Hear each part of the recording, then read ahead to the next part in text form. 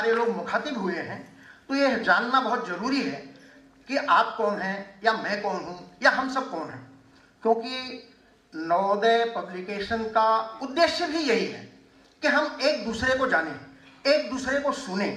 क्योंकि समय की बड़ी बंदिशें हैं। मैं रचना तो बहुत कम समय में सुनाऊंगा, लेकिन दो एक मुक्तक से मैं आपको अपनी बात लेके आऊंगा। दोस्तों, आकाशवाणी हमारे यहाँ इस्कॉन के, मुझे लग रहा है दास महाराज जी भी बैठे हैं। आकाशवाणी अगर आप देखें तो 1936 की देन है यह शब्द,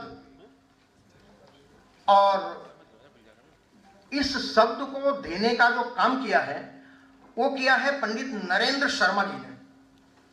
पंडित नरेंद्र शर्मा जी ने आकाशवाणी नाम दिया सबसे पहले, लेकिन उसे उपयोग में लाने का काम किया श्री गोपाल स्वामी जी ने।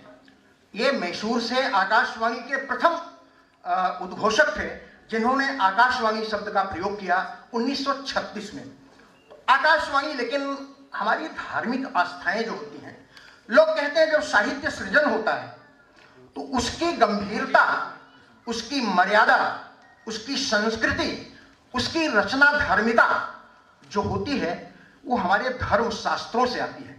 वो कोई भी धर्म शास्त्रों, मैं किसी व्यक्ति या विशेष धर्म की बात नहीं कर रहा हूं, लेकिन आकाशवाणी जिन संदर्भों में अतीत में कही गई है, इसे कभी आकाशवाणी कहा गया है, कभी गिरावाणी कहा गया है, कभी नभवाणी कही गई है। बहुत सारी हमारे पुराणों में, हमारे अन्य धर्मशास्त्रों में इसका विधिवत विवरण दिया गया है। आप जानते होंगे कंस जब देवकी को छोड़ने जा रहा था तो आकाशवाणी क्या हुई थी। महाभारत में आप द्वापर युग में देखे होंगे कि जब युधिष्ठिर उस जलाशय के पास जाके पानी पीते हैं तब उस यक्ष के द्वारा क्या आकाशवाणी की गई थी।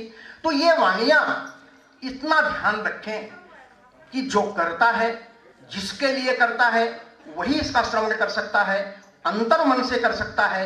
और हमारे काव्य रचना का एक माध्यम है कि मैं जो कहूं आपके मन तक पहुंच जाए, वही आकाशवाणी है।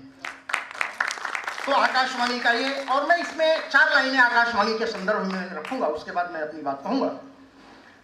आकाशवाणी अंतर मन का सबसे सुंदर सूचि दर्पण है। आकाशवाणी अंतर मन का सबसे सुंदर सूचि दर्पण है। करवाता सच का साक्षात्कार, सचमुच सत का दर्शन है।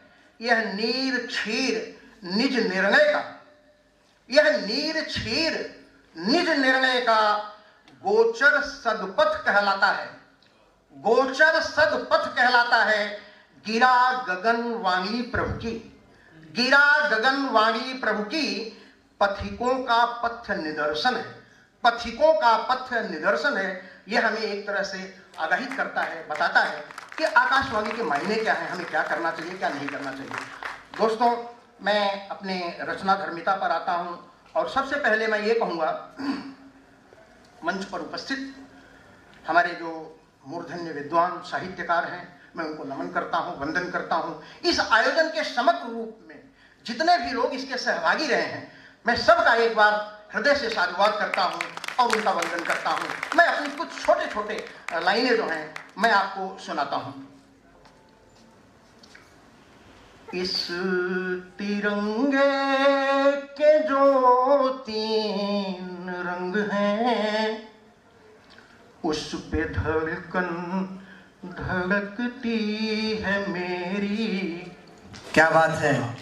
इस तिरंगे के जो 3 रंग हैं, उस पे धड़कन धड़कती है मेरी। अपनी पहचान मैं क्या बताऊं, इस तिरंगे से पहचान में। क्या बात है सर, क्या बात है। तिरंगे से पहचान मेरी। ये आकाशवाणी काव्य संग्रह में 2 खंड हैं, एक राष्ट्रीय खंड है और एक साहित्यिक खंड है। राष्ट्रीय खंड में यह रचना आकाशवाणी में है और मैं इसके 2-1 वंद और आपको सुनाता हूं क्योंकि समय की वो बंदिशें हैं। स्वागत। संचालिका महोदया हमारे बाजू में बिल्कुल खड़ी हैं। स्वागत। मैं समझ सकता हूं कि मुझे आगाह कर रही हैं कि अब आप जल्दी समाप्त कीजिए, लेकिन मैं 2 खाली मंद आपको सुना के करता हूं। तिरंगे पे ही है। सबके प्राणों से है प्राण प्यारा, सबकी आंखों का है यह नजारा, चांद सूरज चमकते हैं इससे, चांद सूरज चमकते हैं इससे, विश्व का है ये सबसे दुलारा, विश्व का है ये सबसे दुलारा।